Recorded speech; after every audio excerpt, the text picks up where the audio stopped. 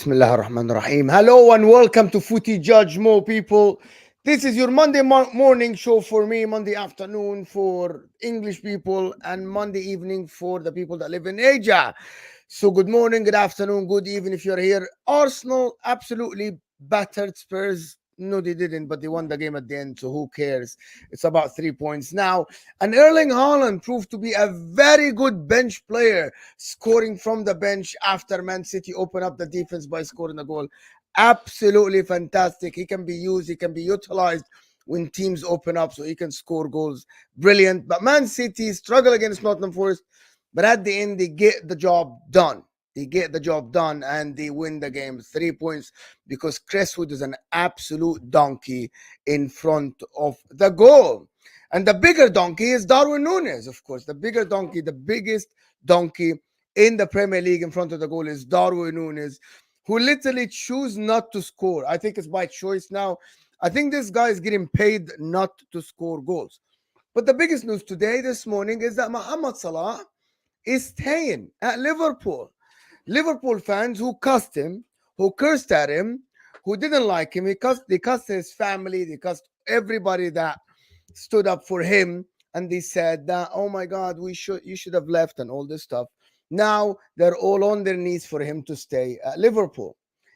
But listen, we'll talk about the weekend games, we'll talk about what happened, but I'm here, of course, with Rory, Nobbins, and Tom to speak about it. Wake up everybody that joined from Tom's stream, of course. Tom was doing a therapy stream. But listen, I think we're only... I just ended up more angry. Where do we start? It's got to be the fact that it's now a two-horse race, surely. Oh, yeah. What happened to Liverpool? One of the horses has been put down. One of the horses ran into a hedge, head first, collapsed, broke all its legs, and has had to be put out of its misery. I think that's a reasonable analogy. But bold of you to call my team a horse. My donkey that was in this horse race is fell apart. That's what's happening. 100%. And big up everybody. JJ, thank you so much for the first super chat supporting the channel. W is for my guy JJ for supporting the channel, just supporting our favorite Judge Mo. Come on, you Gooners. We smash them noisy lot. Let's push City all the way. Smash the like button, people, and show Footy Judge Mo some love. Thank you, JJ. I appreciate the support for everybody supporting our channel, supporting this show. This show, let me just explain to the people. If you're here now, hit that like button now. Let's get to 200, 300 likes. And if you're watching this on the replay, like the video before you go on and enjoy the show. This show is going to be a regular show twice a week. Inshallah, will be Monday and Friday with the same guys here. We don't know if we're going to add more people to it, but for now, I think these guys are good enough to actually analyze every single thing about the Premier League. News in the summer will be here. Nobbins, Rory, and Tom. And of course, if you're here, their channel is in the description, so you can go and just support them. Subscribe to their channel. Tom Little is there. Rory Talks Football, and Nobbins, who do amazing watch-alongs for Manchester City, of course. So you can go and support these guys. And if you're here, hit that like button, people. Let's get to quickly. I don't know how many likes are we on. Come on, we aren't even on 100 likes, and we have over 200 people here. What happened to Liverpool is something that I want to know. Because I was speaking to other people and I was telling them that it might be all related to the announcement of Xabi Alonso not going. Everything started from there. And then Amorim. It has to be that. Tom, is it that? Is it all Alonso not going? I mean, I doubt Amorim not going, and then everybody just panicked. No, because the problems have been there all season. But we've found a way, and now we're just not finding a way. To be honest, I thought you were going to say it was the Klopp announcements. That was never the problem. No, but you won all the games after that. That's the thing. You went on a winning streak after this. If it was the Alonso announcement being the one to break the camel's back would just be the most stupid thing, because it was a completely maniacal and pointless thing, because apparently all the players like the new manager that's coming in anyway. So that I don't know why they'd be so heartbroken over not getting Alonso. Who's liking who? Apparently all the players are like excited for the appointment of Arne Slot. Nobody knew who Arne Slot is about 3 weeks ago. It's a big life. Let me drink the copium for about 5 minutes, please. I need some happiness in my life after the shit show over 2 weeks that my football club has just produced. We accept that Liverpool fans are now. We had Fulham. We had a good day out in London against Fulham. That was a good one, and then we pissed it all away in the next week. That's not the reason. I think ultimately what's happened is the perfect shitstorm has happened at the same time. So obviously we had a bunch of injuries at once, which meant that you couldn't rotate. So like your core group of players, your McAllisters, your Van Dijks, your Diaz's, your Gakpos, etc. They just had to play every game. Your Elliots as well. They had to play 90 minutes of every game. And then all the players that have come back from injury are so not on it in terms of sharpness that you've now got a shit like amalgamation of half the team is too tired and blown out their arse, and the other half is so not match sharp that they might as well be blown out their arse. That it all comes together and you play like crap. It's no surprise to me that the best players in recent weeks have been the guys who actually have had periods of rest, i.e. Gravenberch, Gakpo, etc. The guys who actually done stuff with the guys who haven't had to play 90 minutes week in, week out. They're the ones that are actually creating. We shit the bed. I mean, defensively has always been a problem this season, but you got away with it when Salah, Diaz and Nunes turned up, and Jota and Gakpo to a lesser extent. And then Jota realised it was Premier League team of the season on FIFA, so decided to get injured. Gakpo stupidly decided to have a child right before the Merseyside derby, so I hope in the future he has...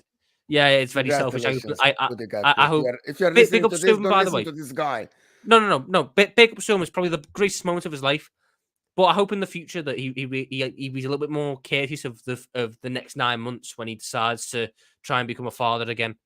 Because I can't really do with my most informed forward missing out on a derby game because he didn't put a rubber on it and he wasn't considering when the child could be born. So just a note for the future.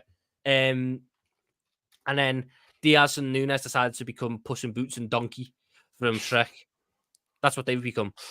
I've got Salah on the right doing up Mark Albrighton. That's what he is. He's Mark Albright on the right because God knows he has to hold width. And then we've got Donkey and Puss in Boots who can't score, can't assist, but they run. They try hard. Yay. That's what we have. And then when your defence in behind of Van Dijk and Konate and Kwanzaa are making stupid mistakes. Bear in mind, corners right now, set pieces and corners. Jesus Christ. That's simple to beat us on. I watched Jared Bowen win a first touch off a corner. Jared Bowen win a corner against 6'4" Gakpo with Kwanzaa in front of him.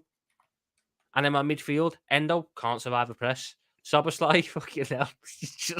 He's so bad at the minute. So the squad is not ready then, Tom. The squad is not good. What is going to happen? Like the squad? Because I was thinking that your favorites to win the. I said that your favorite to win the league because you had the easiest run in. You were winning games. You were scoring. Like even though you weren't scoring abundance of goals, but you weren't allowing a lot of goals, and you were always winning the games last minute, not last minute. There has to be something, guys. There has to be something that happened. Am I wrong? It was for me. It was a deceptive. Liverpool's like actual run. What was not. What was being produced on the pitch wasn't what should have been being produced on the pitch, if that makes sense. What was getting Liverpool through it was, players like Salah, players who like typically overperform in respect of their finishing, like Jota, like Salah, those sorts of players. There's a really good graph. I'll send it to you, Mo. I don't know if you want to put it up on the screen, but there's a really good graph on Twitter from Mark Stats, which basically tracks Liverpool's goals versus created XG. And throughout like the 3/4 of the season, or 4/5, it's massive overperformance, and that's gone off a cliff in the last few games. And that's underlying numbers catching up with the real numbers, basically. So I think it's as simple as Liverpool were overperforming because they have world-class players. There you go. So can you explain? So this is from Mark Stats on Twitter. Would recommend following him. The yellow is what Liverpool were producing. The pink is what, according to the underlying numbers, they should have been producing. So you can see that Liverpool started the season overperforming, and then recently, the last few games, it's gone off a massive cliff. And for me, that's just the numbers catching up with the reality. It's very tricky for you to ask your players to consistently overperform across an entire season. So for me, it's just a case of the numbers catching up with the reality, and that's why we're now seeing this relative slump from Liverpool. Even if you don't want to pull out the in-depth stats like Mr. Stato to my left has, just look at the baseline number of we have conceded first in just under half of the Premier League games this season. That ain't good enough. You can't constantly come back. It's simply not sustainable. Hold on, Do you know I what? actually think this is wrong. Nobbins, Liverpool are the highest expected goals in the league. They created the most big chances in the league, but at the same time, they missed the most chances in the league as well, if I'm not mistaken. Because I'm looking at it now, you're literally Liverpool XG is 80, which is above everyone else. Liverpool big chances 115. The next one is Newcastle, and then Manchester City 108. Shots on target, they are just 0.2 behind you in the game. Big chances missed though, 72, first in the league. Yep, thank you, Donkey. So they create a lot of chances. Their forwards are just not they're not converting the chances. That's what I said. The finishing's gone off a cliff. That's what that graph shows. Yeah, but that shows that graph. When I'm looking at this graph, they score more than what they actually create. Yes, Way for the more. majority of the season, yes. But recently it's gone off a cliff. That's the point, because the finishing's taken a downturn, as Tom's just outlined. Just excuse my ignorance here. So that yellow versus pink is expected. Are you expected to score more goals than what you create? I thought it's always the other way around. Well, depending on the player. I think it's the other way around. You always expected to create more and score a little bit less than when you create. I mean, if you create 10 chances, you're not expecting to score 10 chances. Because that doesn't take into account like I don't think penalties count as created XG because it's a set piece. I don't think that, let's say a mistake happens, that's not created XG because they made the mistake. Ultimately, that makes sense now. Okay. Our problem is our system is broken. Ultimately, you cannot allow an individual quality for 38 games. We have a system that is so left side centric, yet all our best players are on the right. So all that ends up happening is Trent comes into the middle, switches the play over to Puss in Boots and Robertson. They ultimately don't do anything with it. And then we get counter-attacked because everything's left side centric, which ultimately means your best player, Mo Salah, the guy who's won 3 Premier League Golden Boots, one of the greatest goal scorers in Premier League history, is left a hug touchline on the right to provide width that is never going to be used because we don't cross it anyway. And when we do cross it, Donkey finds a way to miss it because he goes at it with his foot when he should go at it with his head, or he goes at it with his head when he should go at it with his foot, or he just misses. These are the problems. These are the deep-rooted problems. Our build-up is so broken. It is so broken, which is why getting a new manager in and getting the right people in charge up above in recruitment was the biggest step to fixing this football club. This is the right time for Jurgen Klopp to go. Since he's taken more power, we have gotten worse. That is the stone-cold fact. When he didn't have the power, when he was a head coach, Liverpool were a well-oiled machine, which were constantly surprising people in the transfer market because they were identifying the right people. Now, we are buying players because they had good games against us, i.e. Darwin Núñez for Benfica. It's not sustainable. Getting the right people back in charge at the football club was the way to go. So are you hopeful for this guy, Arne Slot? Yes, very much so. I'm looking forward to this change. Anybody think that this is an uncalculated risk and Jurgen Klopp should have stayed one more year? No. Yeah, but I don't think if Klopp wants to go, Klopp wants to go. I don't think Klopp didn't really have a decision on that, did they? Klopp looks done himself. He looks ready to tap out. Getting in a new manager. I'm running an agenda against Jurgen Klopp, and you know that. It's very simple. I'm not. I have all the respect for him, but I'm also. I said Mohamed Salah stuck by your club, while Jurgen Klopp left your club high and dry. He didn't. How did he leave us high and dry? I'm going to tell you. When he announced that he's leaving the club, all of you guys thought that Xabi Alonso is coming. And you, Tom Little, over the internet, over the past about 6 months, convinced Liverpool and the football club that Amorim is good. So they studied Yeah. Amorim, right? Mhm. It started by you. They studied Amorim and they thought, yeah, Amorim can be a very good second choice. So when Mhm. Xabi Alonso said no, and Amorim said no, Jurgen Klopp should have said, well, I'm not leaving the club like this because Arne Slot was just an option. The reason why I'm saying this, I'm just using my logic. And I explained that before. If you are going, when Xabi Alonso was in the picture, nobody would have gone and interviewed Gary O'Neill. Like that is not an option. Does that make sense? We didn't interview Gary O'Neill though. It's literally reported that you interviewed Gary O'Neill. No. That came out as false. That was Dave OCKOP, who only knows Saudi stuff. So, And so then you're saying that Arne Slot was always your third choice? I'm saying Arnie Slot was apparently the guy that Edwards and Hughes wanted. Oh, so it wasn't Alonso and it wasn't Amorim. It was always Arne Slot. I don't know about Alonso because Alonso wasn't eventually considered because he made it clear early on. But Amorim was never ahead of a Slot apparently. So I said this back when there was rumours that Edwards. Can I ask you something? Do you really hold believe on. that, Tom? Tom, do you really Yes. believe that? Yes, because Edwards is a mad bastard like that. But I said at the time, if you could give me Michael Edwards and his team, but I have to go by whatever manager they want, or I get Amorim, the guy I want, but he runs recruitment, I'm going Edwards. I'm going the guy who was wanted by Madrid, the guy who was wanted by United, the guy who was wanted by every top club in the league, who was willing to pay him millions upon millions to rejoin their clubs. I want him to be back running everything with his crew, because any manager can work under that. Any manager who can develop talents and has a set style of play can work under that. That's all I need. That was the model that got us success. And we need to go back to that model.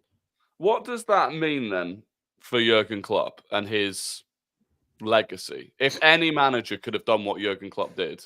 I'm loving the new Rory on YouTube. No manager could have done it to the same level that Jurgen Klopp did from the ground that Klopp had to start from. But it's the correct way to hold on. From Liverpool point of view, of course. Yeah, I'm only going by a Liverpool point of view. I can't talk about any other club. But from the team, no, but sometimes you'll have to remove your hat and look at it from outside, objectively. I don't want to. I'm keeping my shirt on. I'm keeping my hat on. From a Liverpool point of view, his legacy will never be damaged. He was the man who brought me the first league title for my club in 30 years. He was the man who brought the Champions League back. He was a man who made me believe in my football club and put me back at the pedestal at the top of European football when previously I had Brendan Rodgers releasing fucking documentaries with envelopes that didn't have names inside and trying to like play mind games and this, that, and the other. It was horrendous. He made my football club serious again. The last couple of years went downhill. I'm not gonna lie and say they didn't. The last couple of years were not as good as the peak because there was change internally and the structure went. The structure is always the most important thing in a football club. But I will never ever look back at Jurgen Klopp's time at Liverpool and say it was a damaged legacy, because that man took over a team that was destined to finish 8th and 9th and turned us into winners and gave us belief again. And that will always mean more. Can the new manager come in and win a league title? 100%. But he's starting on much stronger grounds than what Jurgen Klopp ever did. Jurgen Klopp turning that team that he had into title winners in 4 years is remarkable. And when I say any manager could, I don't mean any manager. Like, if Tuchel was working under Edwards, it wouldn't work. If a Mourinho was working under Edwards, it wouldn't work. It needs to be a manager who buys into the idea of a director of football and a recruitment team above him and is brilliant at developing players that come in and identifying their strengths and weaknesses. A manager who comes in and wants to win straight away and is just focused on the here and now and will happily splurge 100 million quid on a 30-year-old because they win here and now, that wouldn't work. But a manager who comes in, has a knack for working with young talent, can develop players, and ultimately knows how to work with a budget, they will work. Will they ever be as good as Jurgen Klopp? Potentially not. But what Jurgen Klopp done was he was the first guy. He was the guy who changed it. He was the guy who put Liverpool on the map again. Because before him, our marquee signing in windows was Benteke and Danny Ings front two. And one of them was on a fucking free. So him coming back in, what he's done was remarkable. And I don't believe that he should have stayed on another year. Ultimately, you can see now, it is the right time for him to move on. It is the right time for us to move on. He ultimately has no control over who the next manager is. He shouldn't then, because the club have been planning for him going since November. So a lot of groundwork has been done. If he was to come around in April when Amorim and Alonso, we turn down Amorim and Alonso says no and go, all right, then I'll stay. That throws 6 months of planning out the window. It was the right time to go. And I'm excited for the change. 9 years is a very long time in a football club. Very long time. Ultimately, unless you have Pep Guardiola, you want more. That's what's called a successful. Yeah, because period. ultimately, Pep Guardiola is a better manager than Klopp. Okay. I will never suggest. We're agreed on this. It's fine. It's not pound for pound or all this shit that Husam says. Pound for pound is an argument that could Pep Guardiola achieve what Jurgen Klopp did with the teams he had. Now, I will never know because that's simply not possible. You will never know. Ultimately, Pep Guardiola is the best manager of all time. I love Jurgen Klopp. Like if I'm asking for a manager tomorrow, I would love Jurgen Klopp at my club. He actually makes Pep Guardiola. Pep Guardiola is the ceiling raiser. He takes good teams and turns them into the greatest. Klopp is the ultimate floor raiser in football. He turns the most bang average teams and through sheer grit and determination and stuff, puts them to levels they shouldn't be at. That's what he is. Before we move on from Liverpool, let me do some super chats that are Liverpool related. Guys, got over 500 people here, almost 600 people. The like button is underneath the live chat. Support the show, guys. Hit that like button underneath the live chat. It's the only way we're gonna grow this show. We're gonna get more people watching. The like button, I don't need to show you, but Husam likes to show the people how to like the video. If you guys don't know, you're watching us right here. I don't know how to get my my YouTube thing. Okay, here we go. Okay, you close the live chat. Close the live chat right here. I hope that. And then the like button looks like thumbs up right here. Come on, guys, hit that like button. Get us to 200 likes right away. 200, 300 likes. Andrew's saying Slot wants Mo to stay. Nunes, Salah, and the right winger. I heard personally. I would take the money, but if he gets a new contract, will be good. Big up the panel. Thank you so much, Andrew. And I'm actually going to discuss Salah and the contract and him staying and not going to Saudi and all these things. And because people think I'm a hater for Liverpool because I think Salah should go, which is I still think is the case. The Egyptian kids aren't going to get shoes on their feet or food in their bellies now. Is that what it is? The poor Egyptian children because he's staying 100%. On 350 grand a week at Liverpool. Yes. I mean, look, Salah should stay because ultimately, you look at our attack. Without him, it is bad. But he should move up front, in my opinion. He should become a striker now. He should move to be a centre forward, and we should buy wingers either side of him to do a lot of the running, a lot of the creativity, and put Salah in and around the box where he can still do link up, he can still create, but he's mainly focused on scoring, which is, considering he is a 3-time Premier League Golden Boot winner, is probably one of his strengths. And considering Slot plays this 4-2-3-1, it's the right spot in that team. I'm gonna do the next super chat, and then we can discuss the Salah situation. Herman Sadiq is saying, when we told Liverpool fans that football is unsustainable, none of them wanted to listen. They went from being 5 points clear at the top to 5 points behind the top. Let me explain to you one thing, Herman. There was 5 games left, and 6 games, and Liverpool was still top. So how can I sit here and say that Liverpool football isn't sustainable? I thought they will keep it up until the end of the season. I thought they will keep winning. And also people keep saying that Liverpool unsustainable football. Liverpool was still creating a lot of chances. Why people don't understand this? I get the ping pong football, but it is what it is, I think that's the main thing that wasn't sustainable was the intensity and effort level that they had to put into every game to keep coming from going behind. Arsenal had it last season. It's once you get to the end of the season, I think it takes its toll. And a couple of bad results then feed into, you lose that kind of the ability to dig really, really deep off the back of a couple of bad results. And I think that's why it's kind of spiraled the way it has now. Probably, yeah, most likely. Andrew saying, I heard Salah, striker, Nunes or Jota, and we get it right. Probably Diaz, Sol, need a DM and 2 center backs, in my opinion. We'll talk about what Liverpool needs. You can sell Diaz and you can sell Puss in Boots and Donkey. Got no problems with that whatsoever. The pair of them can go. And Jota's on very thin ice as well. Let's keep it real. As good as he is, if he is only fit for half the season, when there's a good promo on FIFA, he has to stop and go play FIFA and miss two weeks for me. That's a problem in itself. So I hope that this summer we go out and buy at least 2 wingers. I know from what I know, Slot likes his wingers to win their one-on-one duels with fullbacks. So if you're just looking purely at those sort of numbers, you're looking at the Kuduses of this world, the Somervilles, the Nico Williams from Bilbao, the Somerville. You're talking about Somerville from Leeds. Yes, I'm talking about Somerville from Leeds. Yes. You want Liverpool Football Club to buy Somerville? Yeah, why not? Okay. He's got 20. He was decent in the Prem for Leeds, and then he's been the best player in the Championship by a country mile this season. Didn't he score that winner at Anfield as well? So, you know, Yes, he's got history of scoring at Anfield. Boom. Mm-hmm. Buying another player that scored against them is absolutely phenomenal. It worked very well every time they did it. Hey, I mean, Mane from Minamino. You know what I mean? Mane scored against us.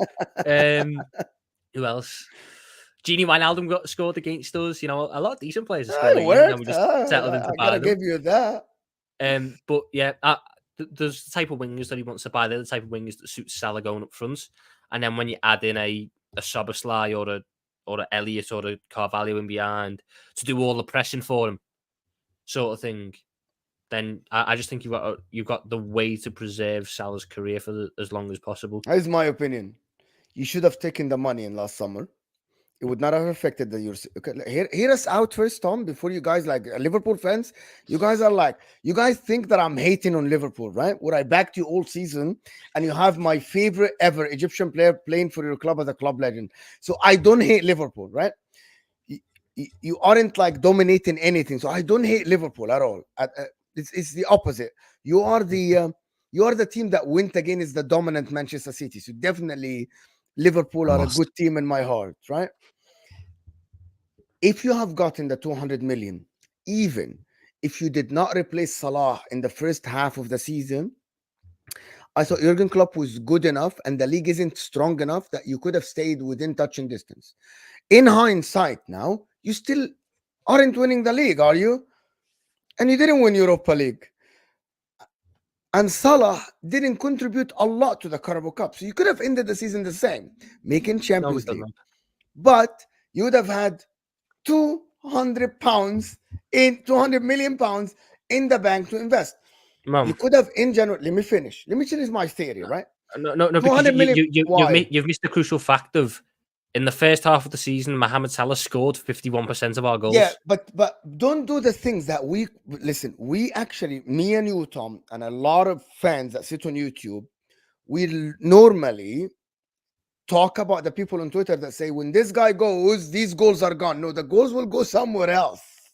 No, but where they'll win the team. But there might not be the same amount, but it doesn't mean that if Salah is contributing to 30 goals, the Liverpool will suddenly be 30 goals less. It doesn't work like this. No, but if there's ever a team where that could be the case, it could be us. Because we only have one player who can really do that right wing spot. Am I really like an idiot here for saying that if Salah went, they would have stayed in the You can't get rid of Salah when you're relying, because then you'd be relying on Darwin Nunez and Gakpo and Luis Diaz. No, because they could have had £200 million to invest in January to get somebody, two players. Again, I've asked this question to everyone. If you're getting rid of Salah, who are you replacing him with? You won't be able to replace him. I don't even think you'll be able to replace him in the aggregate. I'm not a scouting guy. Like, it's not but this is the answer I always get, and then it's irrelevant. My job. Why is it my job to do someone else get paid at Liverpool to scout forwards and shit? Okay, let me explain to you something. Do you see the guy that plays for Aston Villa? What is his name? The new kid. He's not a kid. The midfielder. Rodgers. Morgan Rodgers. You see how he plays football? Where did this guy have been? Championship. Unai Emery insisted on getting the guy. That's where someone's going from. Why would you want to sign someone? No. I am giving you an example of scouting. It's not my job to do it. I'm not giving you to buy the same guy. I'm just giving you an example of how a team scout a player and it fits the system right away. You could have went and spent 100 million of them to get a player or two. It doesn't have to be Salah. It's not going to be Salah. Facts, Mum. I didn't trust any of the recruitment we've done without Edwards. When you look at our recruitment without Edwards, it was so hit and miss. Therefore, if I'm replacing the only consistent forward I've got under that recruitment model, I don't have very good models of success. And if we go back to you're selling him at the end of the window so you can't buy anyone, I've got to do the first half of the season with Jota, Gakpo, Diaz, Nunez, Just as Harvey inevitably going to Elliott. get Harvey Elliott as well. Just as inevitably going to get injured. Szoboszlai could have played right wing.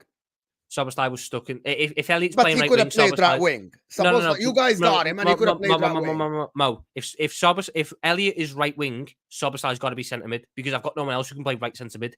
In the history of the sport, nobody ever offered 200 million pounds for a 31 years old. Why people don't like? We are not telling you guys to get Salah to leave for free.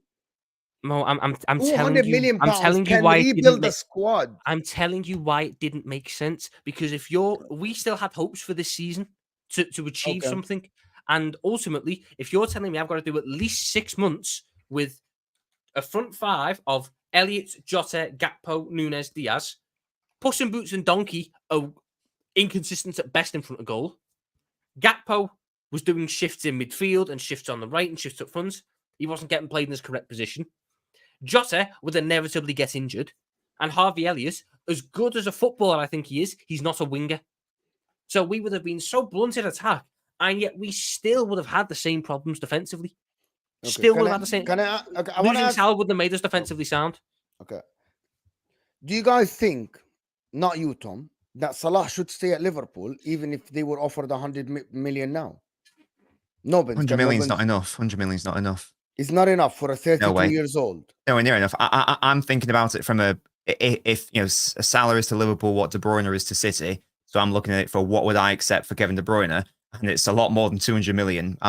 No chance. I need a lot more than that before I'll even contemplate getting rid of De Bruyne. I imagine it would be a similar thing for Liverpool and Salah. There are some players who transcend value, in not only from a tangible but also an intangible perspective.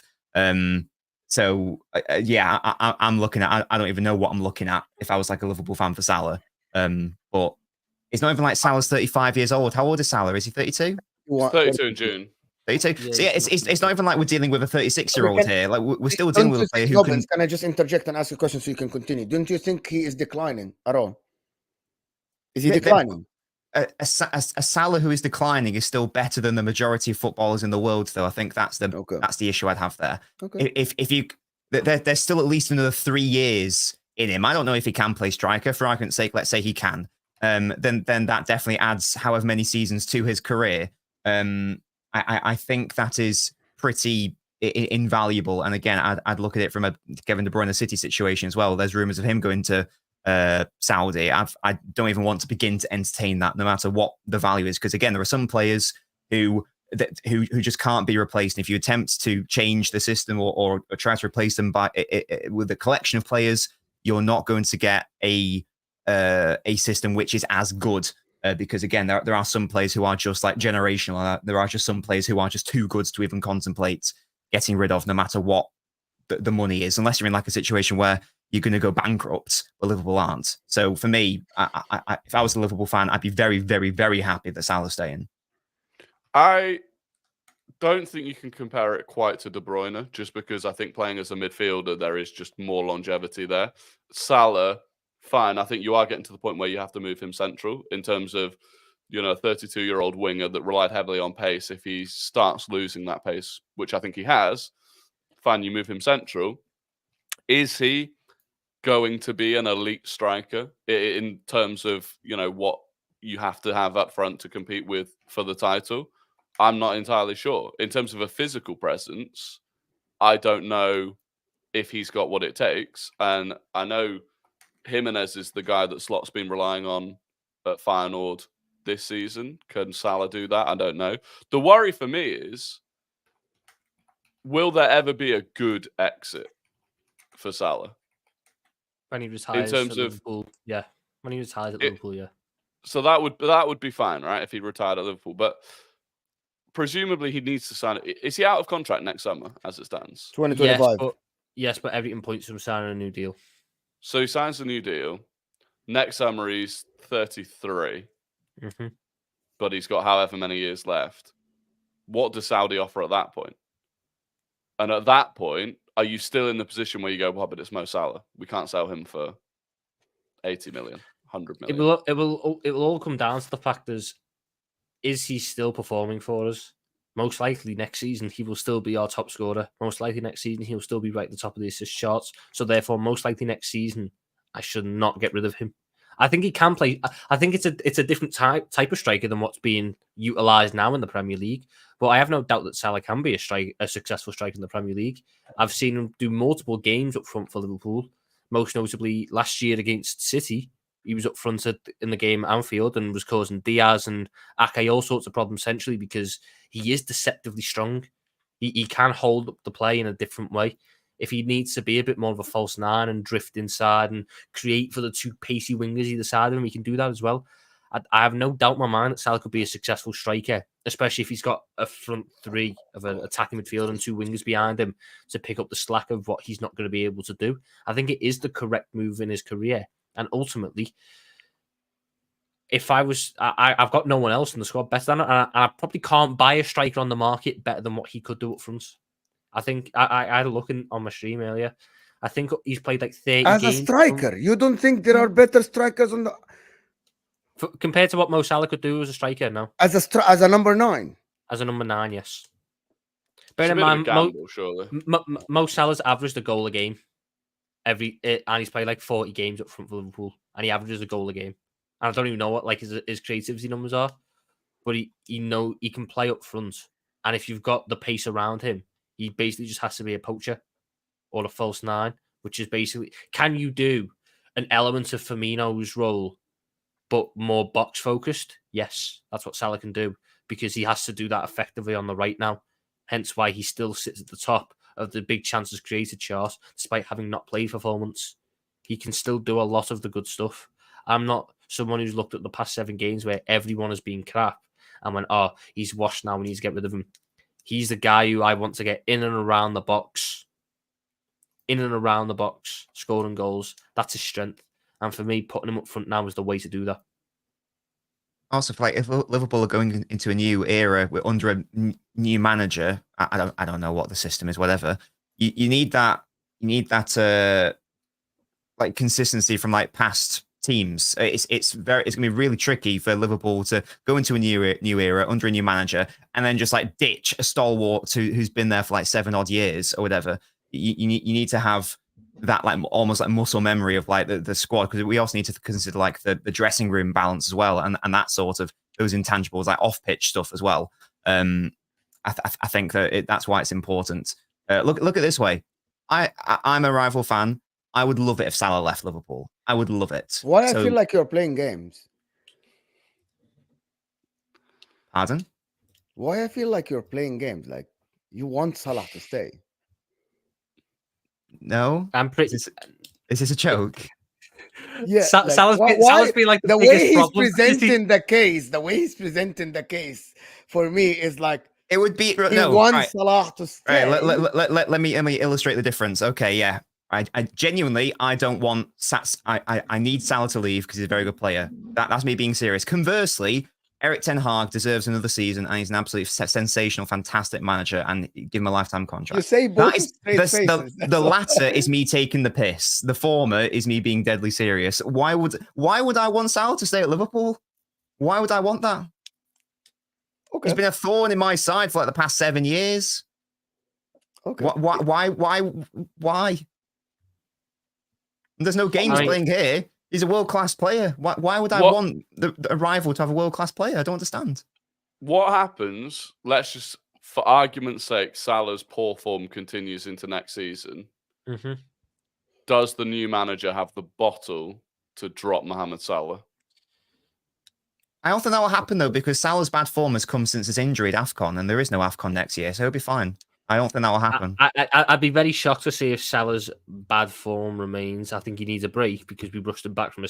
So people seem to forget he was actually fine after the first injury. We managed that one really well, hence why he came back from AFCON. He pissed off a lot of people with that, but he came back from AFCON to get the right treatments, and then we rushed him back versus Brentford stupidly. He got a goal and an assist, but got injured again there and had to miss another month, and that's the one that's done him in. What he needs now is an extended break, a chance to recover and recuperate and then come back to it. Bear in mind, I don't even necessarily think he's been horrendously bad. I think he's snatched out a lot of chances recently in terms of, but that's more annoyance at the way the team's playing, the way he's playing, the way the games are going. There's more evidence suggests that he'll be back to normality next year, then this is a long-term problem. Ultimately, our scouting team have more numbers than I ever will. The fact that Edwards and Hughes are so desperate on keeping him makes me believe that they have all the data and go, yeah, he's going to be fine. The expectation is he performs back to that level again. And if you move him up front, the need that where his strengths have arguably declined recently, they're no longer important aspects of the game. And it's not like he's got a bad record up front. I mean, he had there's one season when he played consistently up front for us, and that was 18-19, when we had Shaqiri on the right, Mane on the left, Bobby is the 10, and then Salah up top.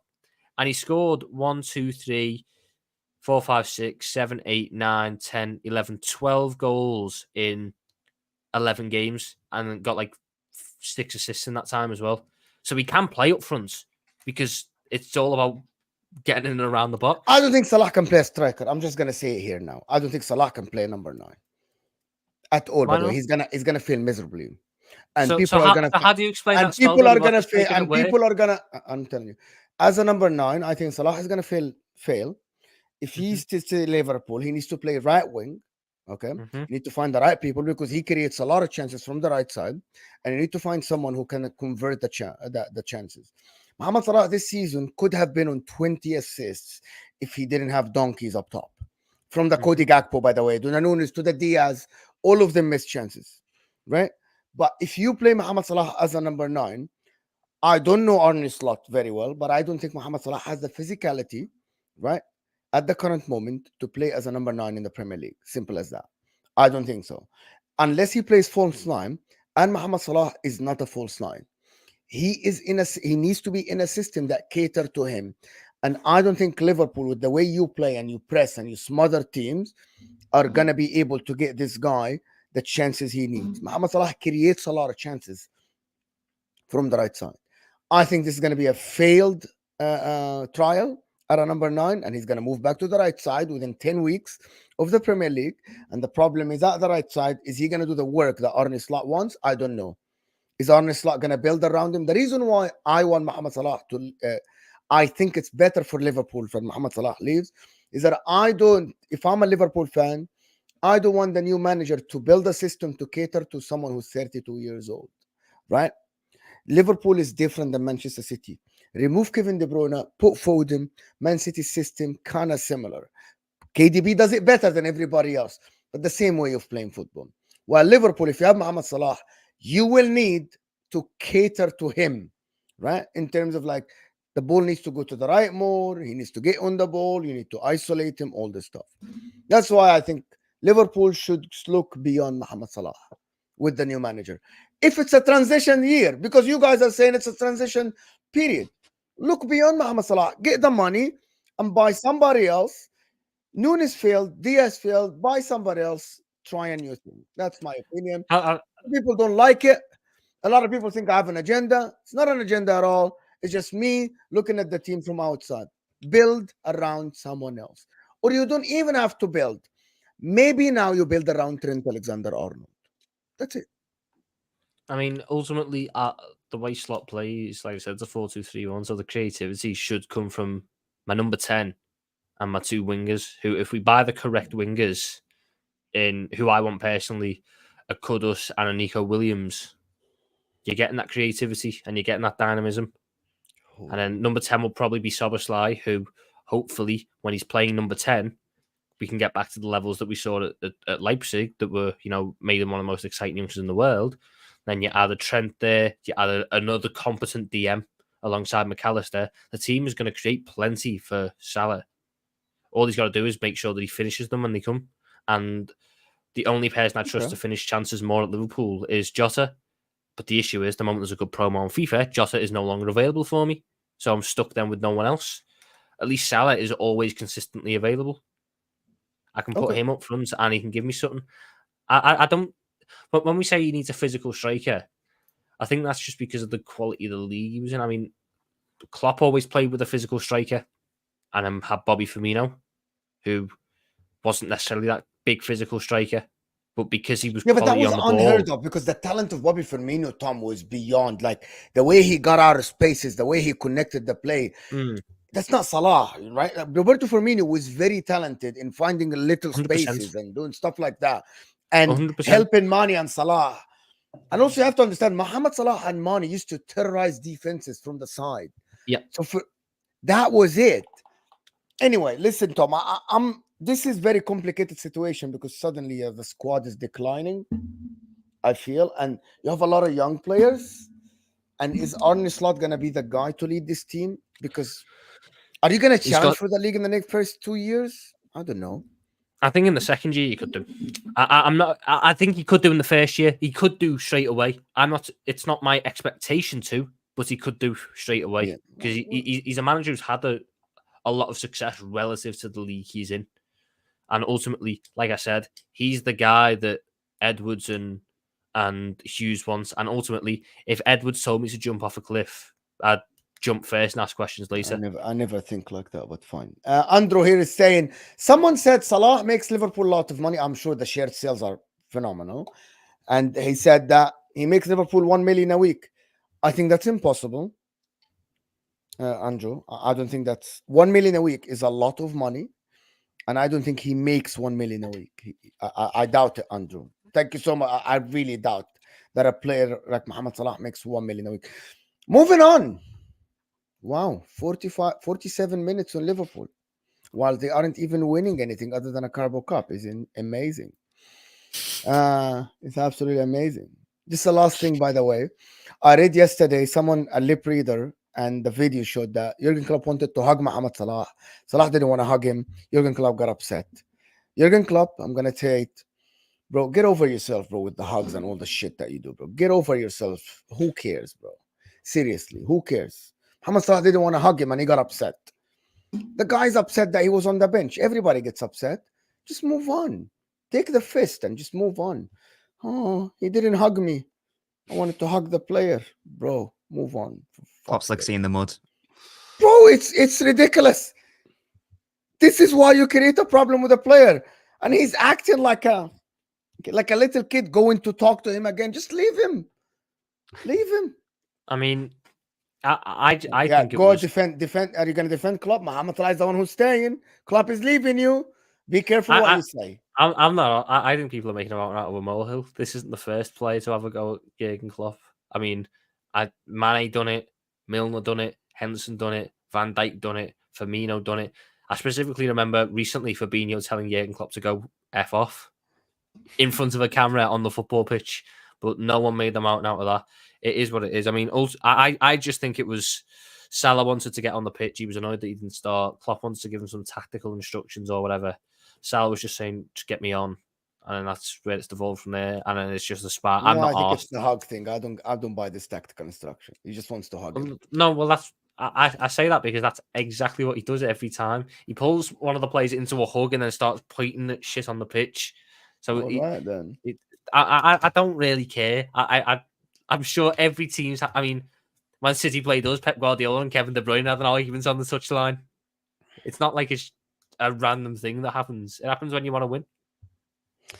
All right. Listen, guys, over 600 people here.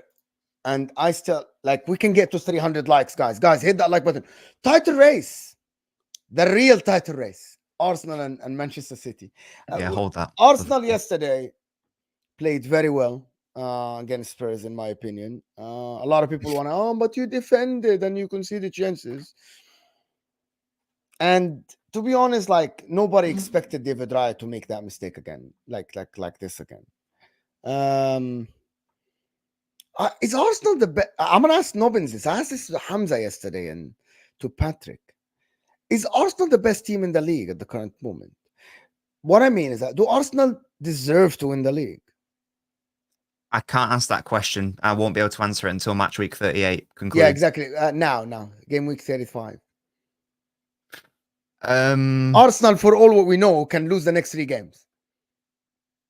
Right? I'm talking about today. Now, are Arsenal the best team in the Premier League? Do they deserve to win the Premier League? They're two different questions, by the way. Yeah, that's an impossible question for me to answer. I'm not sitting on the fence, but you asked me an impossible question because I can't. Why? For me, it's very simple. They're the best attack, best defense. They didn't lose against City. They won against City. They won against Liverpool.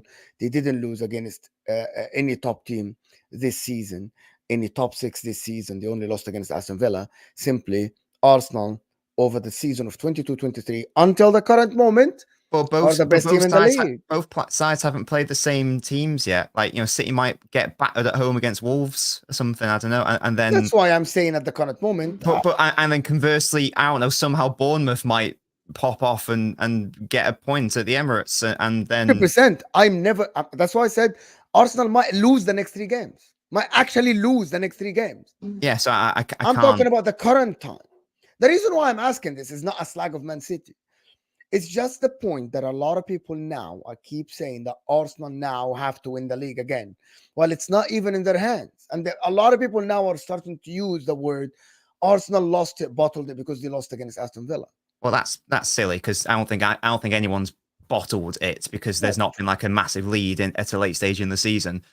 I can give you, if you want me to say Arsenal been better, then that's fine. But I don't want you to say anything. Well, I can't say City have been better. I can't say Arsenal have been better because City have a game in hand.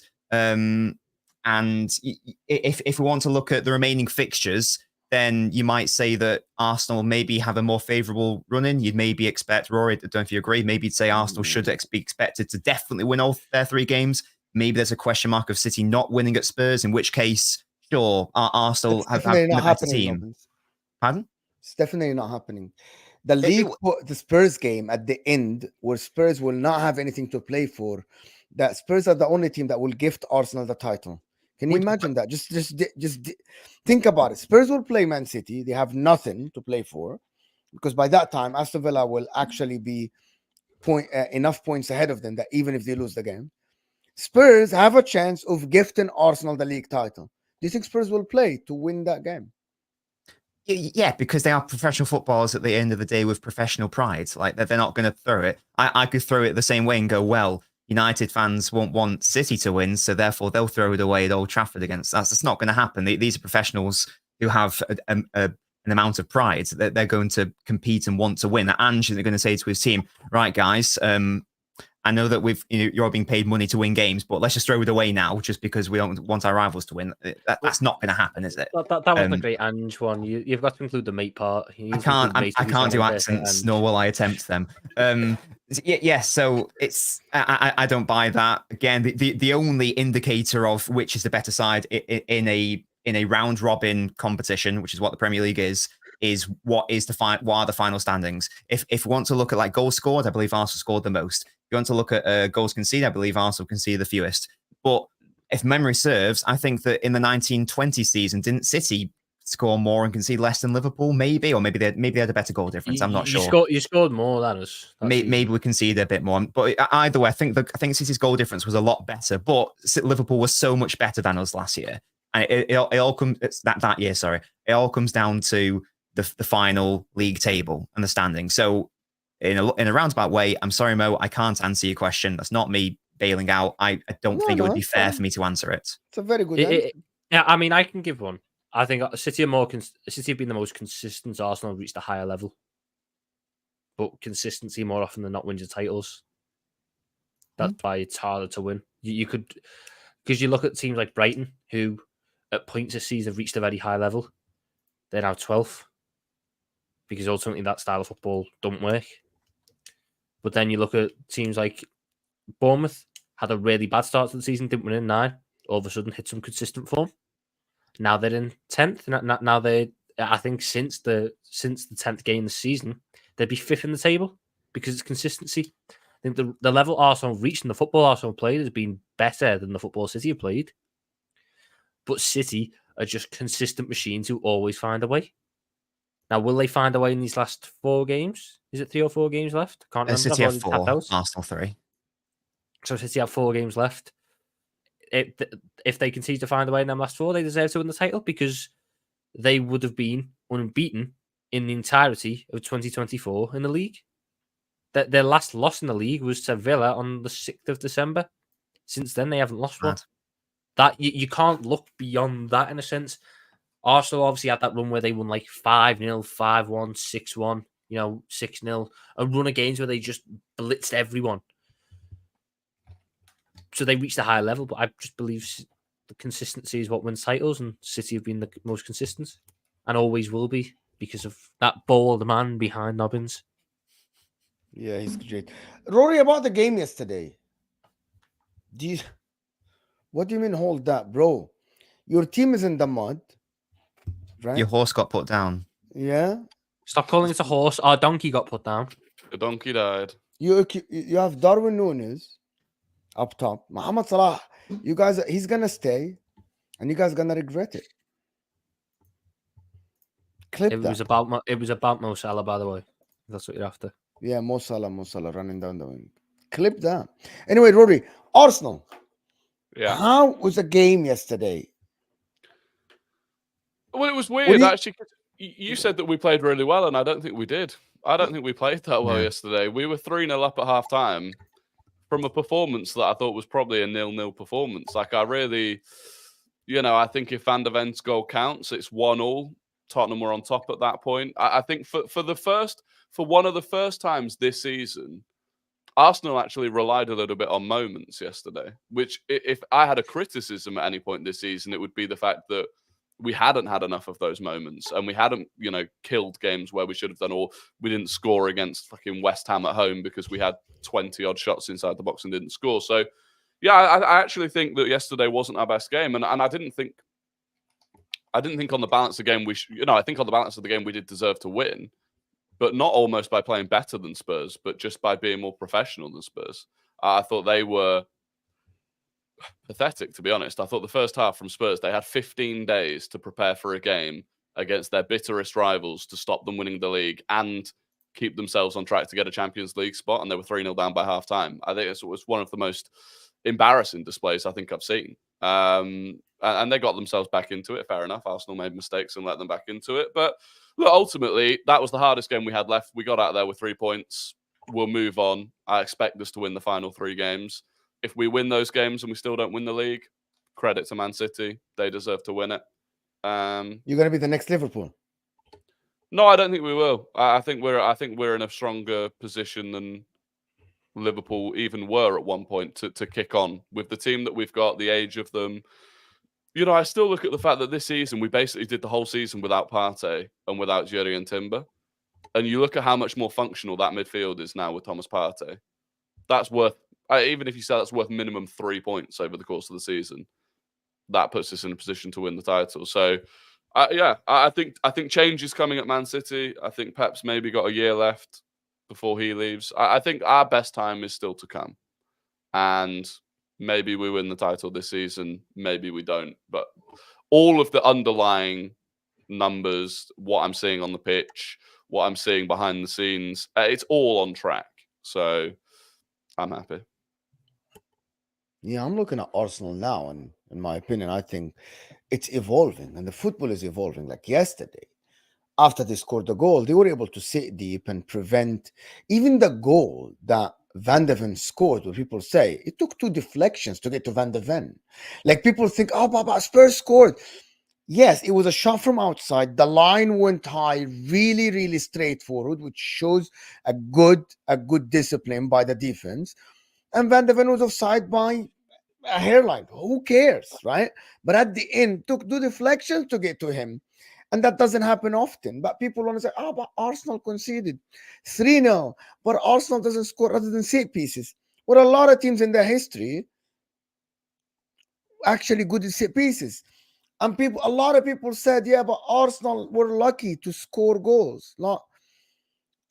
Again, set pieces are part of the game, and Arsenal have mastered this. So why people don't want to consider that? They don't score goals from open play. Well, it's just they're very good in corners. What can I say? And set pieces. It's part of the game. And a lot of teams tried to stop them. Some succeeded, some didn't. Well, I believe our Arteta is developing, is evolving. He's learning another aspect of the game. And a lot of people that were complaining last season about Plan B, right? Now you see Plan B. Arsenal go up and defend for their lives, not allowing a lot of chances. But nobody wants to mention that. It's happening. I mean, We said off the back of the Spurs getting battered by Newcastle, I said after that game, I don't want Arsenal to go toe-to-toe with Spurs and try and dominate the game. The blueprint to beat Spurs is clear as day. Give them the ball, give them possession, and do them on the transitions. And Saka's goal was the perfect example of that. So, yeah, I think there's quite an easy blueprint to beat Ange Postecoglou's current Spurs team. I think there are glaring faults within that squad at the moment. The way they look, we actually hadn't scored from a set piece in a while, but their set piece defending is criminally bad. Criminally bad. Allowing Vicario Vicario is horrendous, by the way. But it's not just on Vicario, because we've had Ben White does that to every keeper. I chose him team of the season earlier over Alisson. He was just there on like, oh no, at least the one thing Arsenal are very good at the dark arts. But you know what Vicario should have done? The moment Ben White backed into him, go down, because goalkeepers get the advantage. Goalkeepers are going to get the benefit of the doubt more often than not. If you can make it look like he's jabbed you in the stomach or something, you're going to get the foul and the goal will be disallowed. The issue is, not only does Vicario get bullied, he then doesn't come off his line. You're always going to get the advantage as the goalkeeper. Even if you're getting thrown around everywhere, come and try and claim it. What you do, getting bullied by Ben White, so you're left unsighted, but then he moves off at the last second, so he's not offside, and then they head it from 3 yards out. You are never, ever, ever going to save that. You're not Prime De Gea. So, by the way, do something different. By the way, the way Ben White does it is actually, I think people just think he's being a shithouse and it works and whatever. It's actually, he's very skilled at it. It's a genuine skill. It's like, because he has to play his own offside trap. So he has to pin Vicario for long enough that Vicario can't come for the punch. And then as the ball is mid-flight, he waits just long enough that Vicario can't come. And then he has to bomb out to get himself back on side. Because if he's still there when Havertz plays the header, then he's offside and interfering. So he's nailed that. And other teams try and do it to us. Raya is not a particularly big goalkeeper. And other teams try and pin a player on him. But then when they do that, Ben White just moves them out of the way. And quite often the ref will end up stopping the game because they're kind of throwing each other around. But the fact is, you don't get the opportunity to take the corner with Raya getting pinned to his line. And it's incredible to me that Spurs just allowed it to keep happening all game. It happened on the first corner and they did nothing. And then the next corner, the same thing happened. So, yeah, I'm liking it. I think Arsenal are getting better at the dark arts. I think we're getting more physical. We're so much more physical now. And it's hilarious that now all of a sudden people have an issue with it. It used to be Arsenal were way too soft, too easy to bully, soft underbelly. And now it's the opposite. People want fouls given left, right, and centre for everything that Arsenal players do. So, I don't think, obviously Arsenal won, and that's very well done because at this point performances don't really matter. It's about getting the points. I do think Tottenham should have got a point out that game at least. I thought that the offside, I'd love to see that, because I didn't think it was that far offside when they drew the lines. I'd have loved to see that on a better angle. They sat down to cheat Arsenal. No, I'm. They're like I'm not in saying the room. They sat down and then we're gonna cheat. We're gonna cheat for Arsenal today. No, I just wanted to see a better angle of it because on one angle he looked clearly offside, on the other it looked like Gabriel's arse was playing him onside. So again, this is part of the problem with VAR. You don't get the definitive angles. On the second one, the Saka goal, very well taken. But don't ask me what Ben Davies is doing. Saka's always going to go onto his left, and yet you're showing him to his left. It's like the basics of defending. But that's Ben Davies. I just think that Spurs are a bit pathetic, to be honest. We all know that Arsenal are quite good at corners. We all know that Arsenal are pretty decent at the old corner routine. So what do you do immediately? You help them by popping it into your own net under minimal pressure or whatever. I just thought that was really weird. Why did start, by the way? Why did Postecoglou go for the shittest midfield possible that he could against Arsenal? He stuck Højbjerg on Ødegaard basically for the whole game. And I don't know if he felt like Højbjerg was the only sort of midfielder they had that's capable of doing that. And it worked relatively well. Like Ødegaard had quite a quiet game. But I think you sacrifice a lot in the midfield by starting Højbjerg over Sarr or Basuma. So I don't think it paid off. The moment they brought on Basuma and Sarr, they had more control. Obviously, the game was a different state, but they started to play the ball around better and have more of an element of control. Tottenham only have themselves to play. I don't think it's a foul. Are they asking for the Kulusevski one? for the second I one. don't Then they know had why Foul. people thought this like they were adamant that this was a penalty that has to be given. I'm like, not every yes, he touched him or something, but I don't think that is warranted a penalty at all. Like I thought that it's a Yeah, right I call. thought it was quite soft. Ultimately, Cristiano Romero was their most dangerous attacker, and he's the centre back. That said enough about their performance in that game. Romero should have scored in the first half. How he's hit the post from where he's hit the post from, I'll never know. Just get it on target. Then he capitalised on the Riot error, and then they just decided to not give it. He should have crashed the box in the last 5 minutes. But even then, I thought it's going to sound stupid. Michael Haaland had a shit game, and how he didn't give that penalty, that Tottenham penalty straight away, I'll never know. I don't know what position he needs to be in to get a better sight of that. It's unlucky from Declan Rice because he's trying to kick the ball, but Ben Davies gets there first. It's part of it, but it's a penalty, and the fact that he didn't give it straight away was mental to me. But I just thought Tottenham. They are waiting for VAR to bail them out, bro. That's the thing, though. But the mistake that the biggest mistake he made in not giving that penalty for me was the fact that he, instantly waved it away as if it was categorically not a penalty. If he'd waited 1 second to look at Declan Rice's reaction, he'd have been like, "Oh, he's guilty as fuck. That's a penalty." Because Declan Rice instead of going, "Oh fuck," yeah, like it was so obviously a penalty. It's just bad refereeing not to even give himself a second to look at it and process what he's seen. He just immediately waved it off. But yeah, it was a poor game from him. Spurs, because people say that we never speak about other teams and the 3 teams you guys support. About Spurs, though, I wanted to speak about Ange Postecoglou and what he did for Spurs. I actually think he was so idiotic yesterday that he actually nullified his best players. The way he played against Arsenal and the way he kept wanting to push the ball to the side to Timo Werner in the beginning, and then Brandon Johnson and Kulusevski trying to be 2 players of Arsenal who doubled on every winger was idiotic. And the fact that James Maddison couldn't find 2 yards to work with is because of the way he plays, the way he pushes everybody forward. James Maddison yesterday tried to play, right? And then every time he gets the ball, there's no space to move, so he has to pass it back. And him playing Son, right? Him playing Son up top, I think that was a mistake again against the Arsenal. What is Son gonna do against Gabriel and Saliba? What do you think he's gonna do? Son as a striker, I just don't understand. I don't understand that at all. I think he's far better off the left. And it's not like you're doing it to accommodate what you're doing that to accommodate Timo Werner off the left. Yes. Why? Yeah. Like, Spurs will be fine. Spurs will be fine long unless term. he believes that Richarlison is absolute shit. And I think that Richarlison in yesterday's game after 1-0, you're down 1-0 or 2-0 when Werner got injured, right? Khalas, just put a freaking number 9 up top to shithouse his way into a chance. I thought Brennan Johnson was actually all right though when he came on. I thought he was actually doing the right things for a winger to do. When Richarlison came on, is strange. Yeah, but that's part of the thing. If we want to talk about decision making, Richarlison almost fucking headbutts Gabriel for kickoff. And if he connects, he gets himself sent off, and Tottenham has to play the rest of the game with 10 men, or because Richarlison's a hothead. Richarlison is a certain type of player. He's never a clinical striker. I don't think he's very good. Son up top is just about getting him into positions to be clinical. But when you have Kulusevski, who doesn't do the right things to get Son into the positions, and Werner, who doesn't do the right things to get into the positions, it's ultimately irrelevant having Son in that position because the chances aren't being created for him, especially when I thought Arsenal yesterday basically went, give the ball to Kulusevski or give the ball to Werner or Johnson. We're just marking Maddison.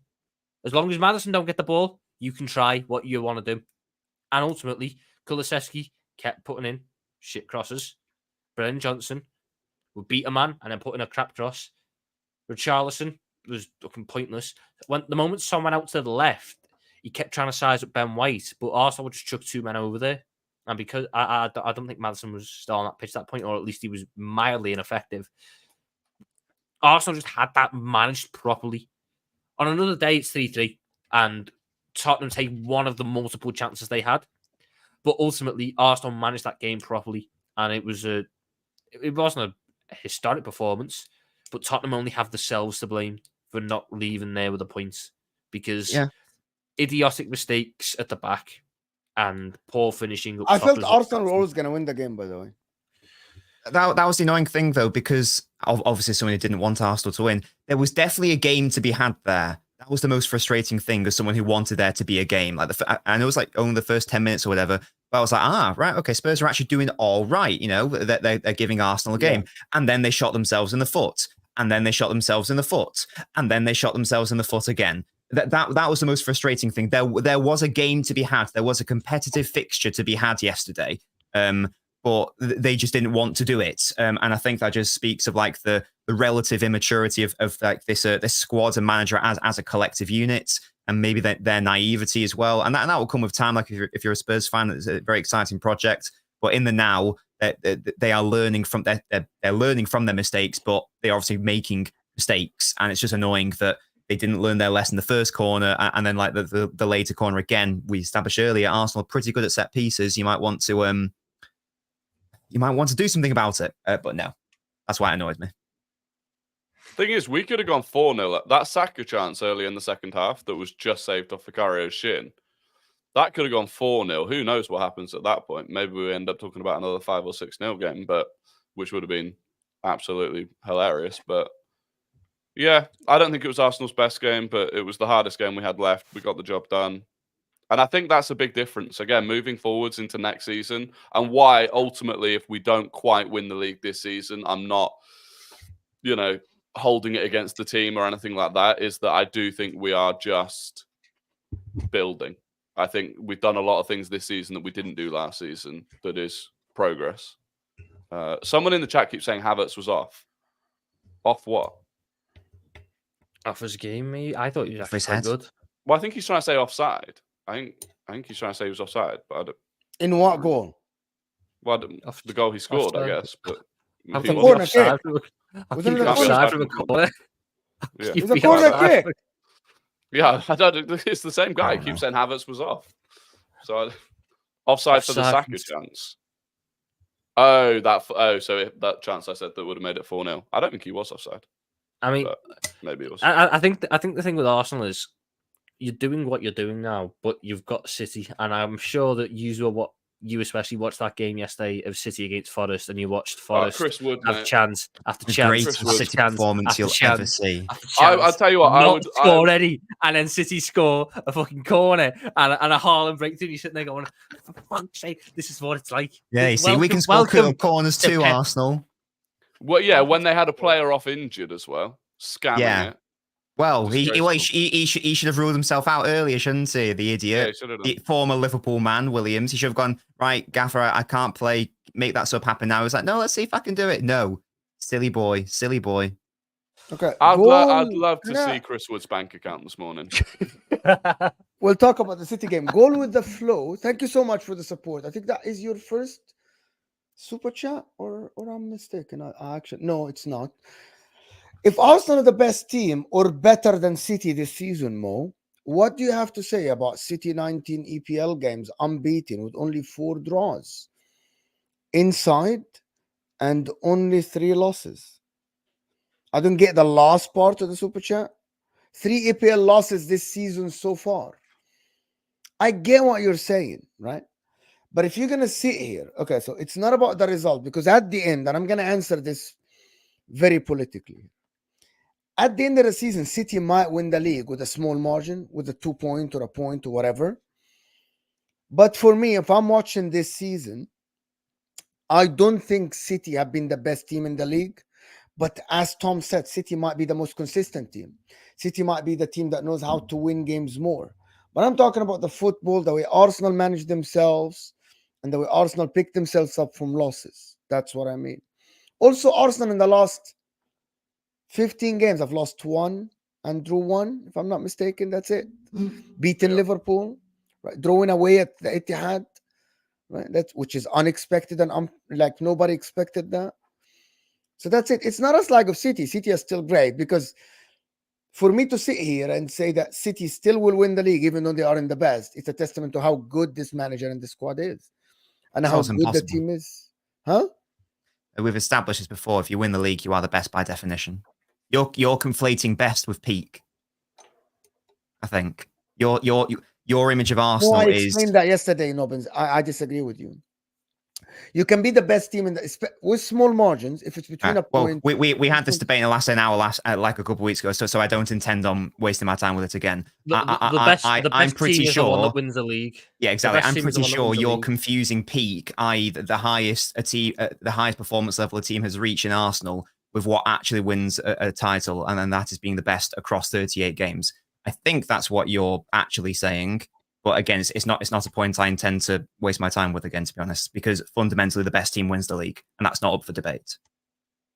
If Arsenal win the league, they're the best side.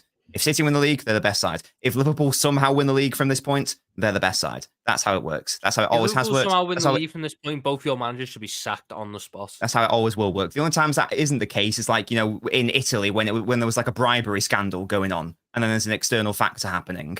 That's when it's different. But like 115 charges. No, because again, there's no 115 charges on the pitch, is there? Well, no, there isn't. Players on the pitch that might not be on the pitch if they're there's no referees being influenced. That's the point. Unlike in Italy, where they were. That's the difference. Not that we know of. Yeah.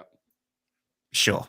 So just to confirm, City are being accused by the Premier League, but simultaneously they are bribing Premier League referees. I understand. Who knows? This makes logical sense. Definitely. That's definitely how I would operate a mass conspiracy. 100%. All right. The PGMOL are just crap. That's what it is. Yeah. Well, we apparently bribe them. Well, you do. Right. But yeah, they're crap beyond that. So to answer Nobbin's question, without going into a debate or anything, let me just he's coming back a goal. 3 EPL losses this season so far.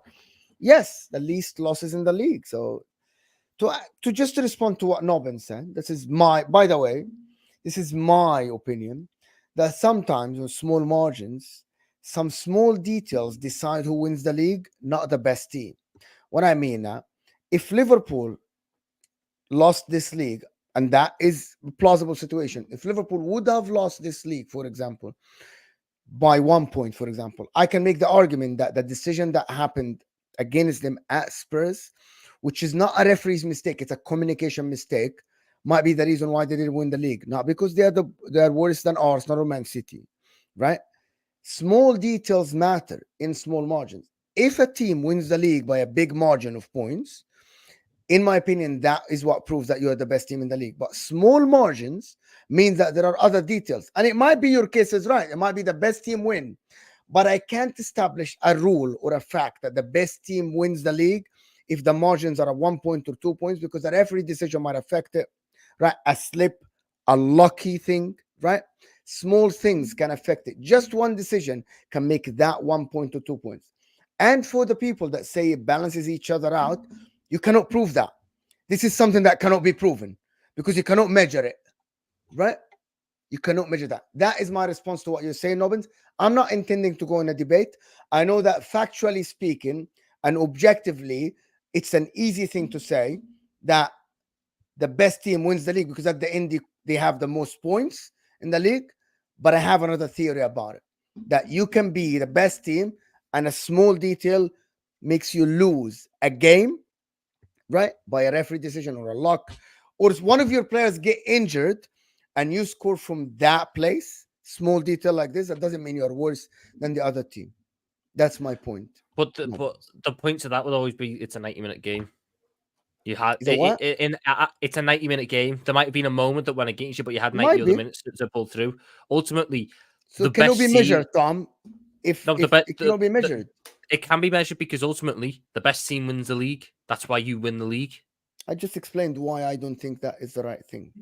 No, but and that's my opinion. I don't say that. There's no point in the league then, is there? Because the league is designed to showcase who the best team is. There is. It's an entertainment business, and we're entertained watching the game at the end. It's a sport, competition. It's sport, not entertainment. It's a sport, entertainment, competition. It's fun to watch people compete against each other. I don't want to go into a debate like this. It cannot be. Football is fundamentally a sport before entertainment. Ultimately, the best team wins the league because it is over 38 games. It is not over 1 or 2 games. It is over 38 games. when a team is going unbeaten, potentially going unbeaten by the entirety of the 2024 year, that implies, and they go on to win the league, that they're the best. Teams can play better, teams can have better peaks, but ultimately they don't win the league because they're not the best. Us in 18-19, I think we played better football than Man City. We lost one game, City lost more than one, but City were better than us, hence why they won the league. That's the stone cold fact. Every year we've lost out in the league, we've had less losses than Man City, but they are better than us because they win more games. So which is the response to German chicken wing is saying Arsenal have lost 5 games, City 3, enough said. But Man City drew 7 games and Arsenal drew only 5 games. It's not about games lost either. It's about. It's not. Games, to be honest with you, games Nobbins, won. There is never. I'm gonna say one thing. For me, the reason why I said that, because when I'm watching Arsenal, I feel they play more controlled football. They concede less chances than Manchester City, and they found the set piece loophole or whatever you can call it. So they create chances through set pieces. That's why I'm saying that. That's it. Well, we'll see. If Arsenal end the season with more wins, then they'll more wins than City. Then they'll win the league, because there's never been a Premier League season where the winner, where the team which has won the most games has not won the league. There have been instances, however, where a team which has lost the fewest has not won the league. So that's why wins on the board mean more than not losing. Winning will always be more important than not losing. Man City play the way they did against Forest. Spurs or Fulham can get something. Hope for the best. Come on, you Gunners. I want hammering at Old Trafford. I'd like to think it was just an outlier and that we won't play like that again, because that was abhorrent and terrible. We've got the stupid. Well, as City can just play like that and still win games, because City have these game changers who, even when they play bad, change the game. Sub on Erling Haaland. But, even when you're playing badly. Kevin De Bruyne can just turn up when he wants to. Phil Foden didn't even play against Forest. The game's probably a lot. Yeah, we missed Foden. Reach if Foden plays. Is Foden? What was wrong with Foden? I never actually saw. He was just sick, so he'll be fine. It was just him and Diaz. The only interesting thing is Ederson might be out for the season now. But I think better. Yeah, I think Ortega's a safer keeper to have. Not as good on the ball, but a safer keeper to have in net. He's probably he's one of the best backups in the world, isn't he? So it's not the end of the world. To be fair. He should definitely leave City in the summer and go be a number 1 somewhere else. He's definitely good enough to be a number 1. Hope he doesn't, because obviously I love him. But yeah, that was probably the worst we played all season. Oh no, Villa away was the worst we played all season. That was one of the worst we played all season. That and the game at Anfield were probably the 2 games where I look at it and go, we got points where we didn't deserve it. I feel like we didn't deserve to win yesterday. Draw's probably a fairer result, maybe. Anfield again, that was another one where I looked at it and go, we probably should have lost that one. But outside of that, to be fair, I think that whenever we've got points, we've probably deserved them, and whenever we haven't got them, we probably have deserved slightly more. So I'm not going to get too beaten up about it, to be fair. Let me just do Ink saying, Mo, you're implying that about all title races then. 100%. 100%. I'm going to say it again. If there is a small difference, very small difference between the 2 teams, which is 1 game, I actually can have the argument that one of them might be better than the other. I'm not saying that all the second teams are better than the first teams, right? I'm saying that there is a conversation to be had, because 1 game can actually be influenced by a referee decision or by a luck situation. Well, you can say luck cannot be measured, but a referee's decision can be measured, because they say after the game, sometimes we made a mistake, by the way.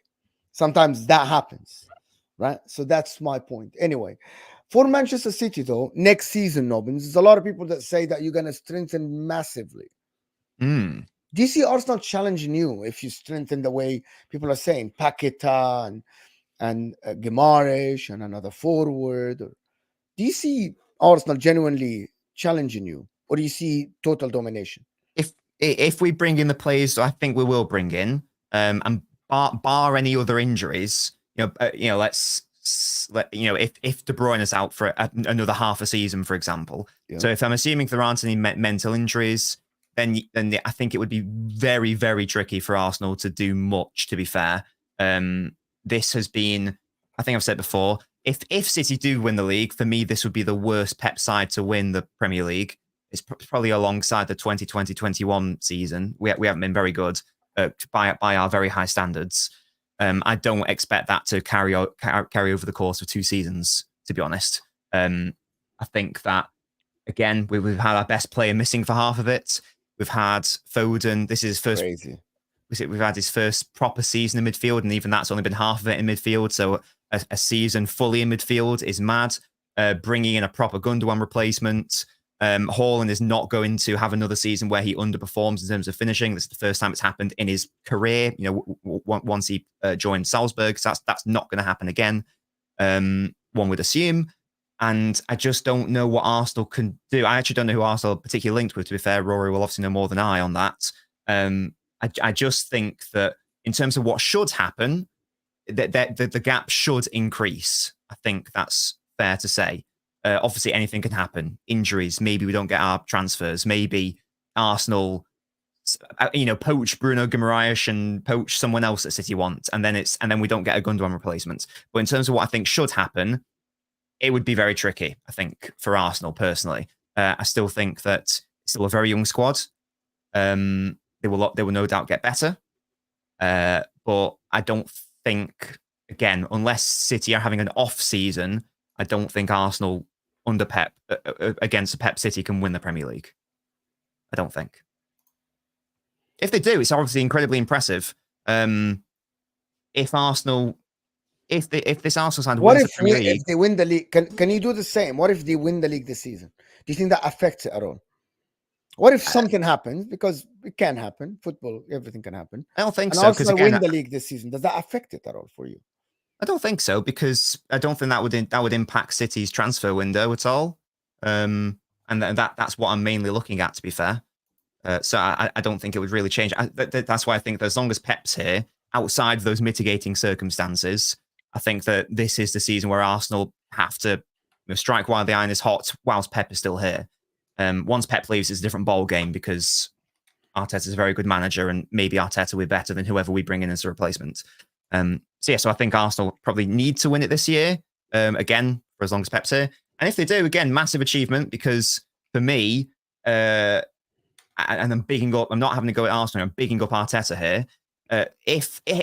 I'm sure I would like to hear Rory's thoughts on this. If Arsenal win the league this season, then it would be the worst collection of players from an Arsenal perspective who've won the Premier League.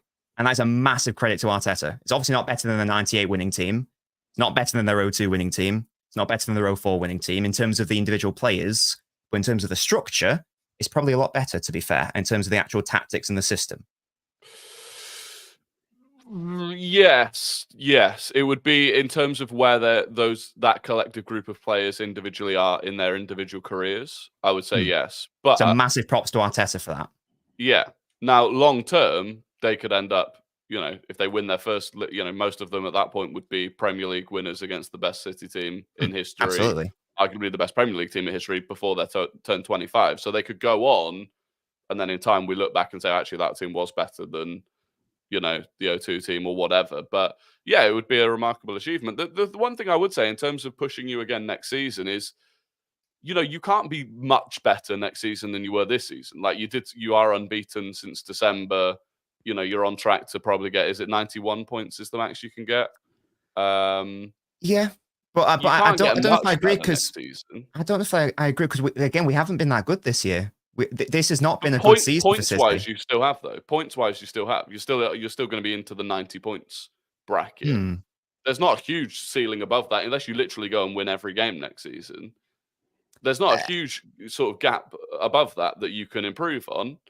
And I think Arsenal, if you look at 2024, Arsenal are on 13 wins, 1 draw, 1 loss. I think if you expand that out over a season, that's on course to get high 90s, maybe even 100 points. So if we continue on that trajectory, regardless of what you do, other than the 2 individual games that you play against us, there's not a lot else that, even if you're playing at your best, that you can do to kind of Chelsea. I don't know if For I it not agree to be a because I don't know if I agree Chelsea, because Chelsea, I know Liverpool. what Pep City's ceiling is, and our ceiling is mid to high 90s. That's what I know this side can be. So I know that we're talking about, if City win their games to be 91 points, and we go, there's not a big difference between 91 and 95, but there is at this level. That is a chasm. So I don't know if I agree. I think that this side can definitely. Sorry. Sorry. So I'm not saying you can't improve. Absolutely, you can improve. What I'm saying is Arsenal are on track to get 89 points this season. And in 2024, we've been far better than 89 points value.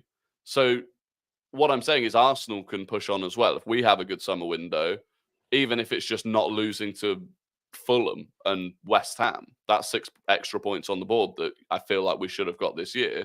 What I'm saying is we can push into the mid 90s. And at that point, it'll be a title race, no matter what you do. If that makes sense. I don't agree, but yeah, we'll see. We'll see. It's just in my head. The spending cap's just been voted on, by the way, in the Premier League. Did it pass? And, yeah, it's passed. Only 3 teams voted against it, and 1 abstained. Who were the 3? Man United, Aston Villa, and Man City voted against it. Chelsea abstained. That's mental. So what does that mean? What does that mean? So I think sorry, Roy, you'll know better. It's something to do with, like, each team is only allowed to spend up to the equivalent of 4.5 times the lowest the worst team in the league's commercial and TV revenue. Yeah. So there won't be an individual cap on any specific player's salary, for example, but your overall spending on transfer fees, wages, agent fees, basically every part of the spending that's currently encapsulated by FFP, there will be a cap on that total figure that will be 4.5 times the commercial revenue of the lowest team in the league. So I think if they did that based on on last season's commercial revenue figures that came out, I think that figure would be about 460 million per season. I saw a graph earlier today, which was like, to be fair, only 2 teams would need to reduce the spending, and it's Chelsea by a fair amount. I thought it was United, I think City are over it as well. I think City. I thought City were just, and I mean just under it, but City could be just over it as well. But City's just so minuscule they can make that up. But I thought it was Chelsea who have a lot to do, and United to have a little bit to do. Chelsea are in deep shit anyway. Oh, Chelsea aren't. They don't realize it. They have to. Chelsea need the Champions League this year. The wages. So Chelsea abstained. Chelsea were the club that abstained rather than voting against it, which is interesting. Yeah, that's probably Villa as well. I wonder why Villa. Villa are rich. Newcastle voted for it, which is interesting. The thing is, I guess for Newcastle, it could be that this is actually a bet. This will actually allow them to spend more than they currently can, because the way they're tied by FFP currently. So hold on. So there's a scrape PSR. Yeah, I think that's the plan. The plan is to scrape that completely and just go with this. I think so. You're allowed to spend based on that. Okay. The problem with this is that this has to align with UEFA, because UEFA still have FFP, which is the same. It's 200 something million. You're only allowed to lose 100 million over 3 years. If you want to, so this is just a Premier League one. If you want to compete in Europe, you still got to abide by the. So what's the point of it? Because the majority of the teams that spend the money try to compete in Europe, so they have to comply with the FFP thing. I think it's mainly to just stop the whole thing that's happened recently, where loads of teams are getting point deductions because of the way they mismanage it. It's a new sort of set up for that, but it's not going to affect it really. I think what it will do, it'll lead to a very funny scenario where one team fully goes for it, gets Champions League, and then UEFA go, sorry mate, you didn't comply by FFP, so you're not allowed to you're not allowed to do it. Sorry.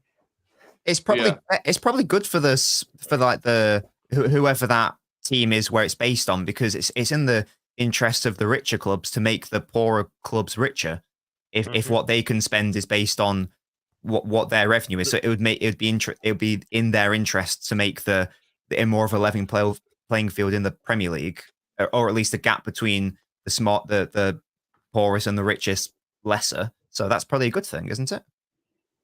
it should lead to a more level playing field.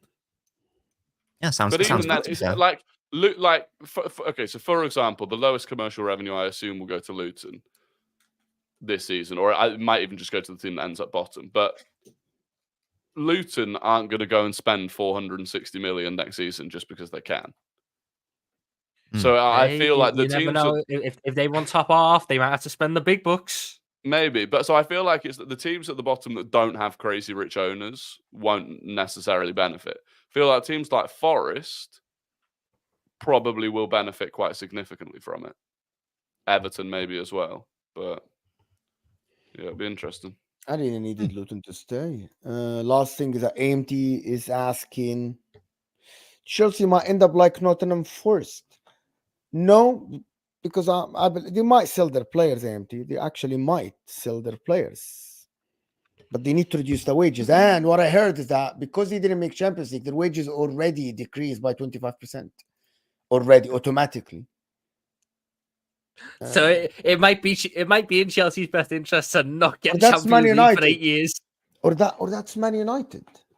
I don't know. If that's the case, the best case scenario for Chelsea is they avoid Champions League for 8 years so they can get some of these players who they gave 8-year deals to off the books. So by the way, so this isn't like a guaranteed thing that's going to come in. So the Premier League clubs agreed to basically the principle of there being a spending cap that would be anchored to TV earnings of the bottom club.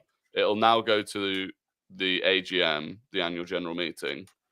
The PFA response, so the Players Association, I guess that is, said we'll wait to see details of proposals, but we will oppose any measure that would place a hard cap on player wages.